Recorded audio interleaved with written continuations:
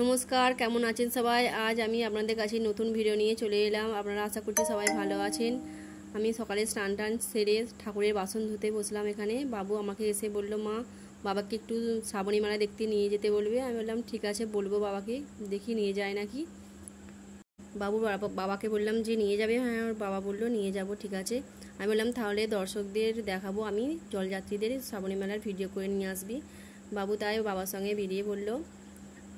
আমাদের রাত্রি যাওয়ারও কথা আছে, কিন্তু বাবু ওর বাবার সঙ্গে যাচ্ছে বলে আমি বললাম তাহলে সকালের শ্রাবণী মেলার জলযাত্রীদের ভিডিওটা করে আনবি, আমি আমার বন্ধুদের দেখাবো সকালের শ্রাবণী মেলাটা কেমন লাগছে। রাত্রেও যাব, রাত্রেও ভিডিও করব। এখানে রাস্তা যেতে বাবু ভিডিও করতে করতে গেছে। এখানে চারিদিকে দেখুন সবুজ মাঠ, ওই যে দূরে দেখা যাচ্ছে দেখুন জলযাত্রীদের এখান থেকে মাঠ, জমিগুলো খুব সুন্দর লাগছে, ধান রোয়া হয়েছে এখানে। ওখানে লোকের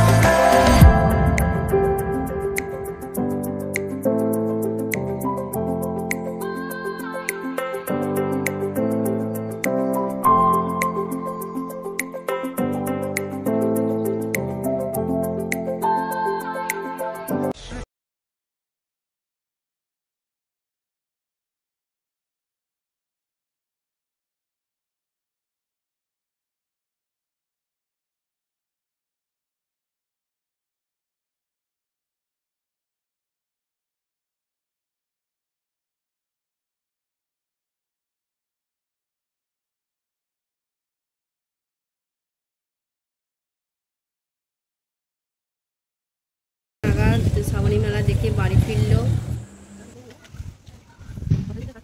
আমি রাস্তার ধারে রিলস করছিলাম, দেখলাম পাহাড়ি কটা ছেলে কালী মন্দিরে নমস্কার করছে, জল ঢালতে যাবে বলে।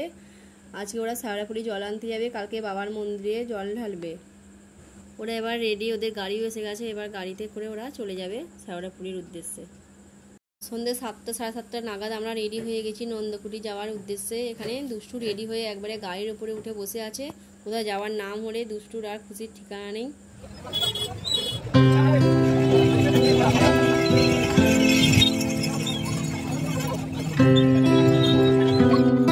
আমরা বালিগুড়ি থেকে নন্দকুটি পর্যন্ত হেঁটে হেঁটে চলে গেলাম। অনেকটাই হাঁটা হয়ে গেছে। ওর বাবা আমাকে বলল যে কি গো, তোমরা কি শ্যাওড়াফুলি পর্যন্ত হেঁটে হেঁটে চলে যাবে? এখানে দেখলাম অনেক জায়গায় জলযাত্রীদের খাওয়ানোর জন্য ক্যাম্প করেছে, কিন্তু সেখানে জলযাত্রীদের থেকে অন্যান্য সাধারণ মানুষের ভিড় বেশি ছিল। এখানে দেখছি অনেকে ডিজে চালিয়ে ডান্স করছে। আর আমরা এখানে আর বেশিক্ষণ থাকবো না, অনেকটাই রাত হয়ে গেছে, আমরা এবার বাড়ি যাব। আজ এইটুকুই, ভালো থাকবেন, সুস্থ থাকবেন, এবার দেখা হবে পরের ব্লগে।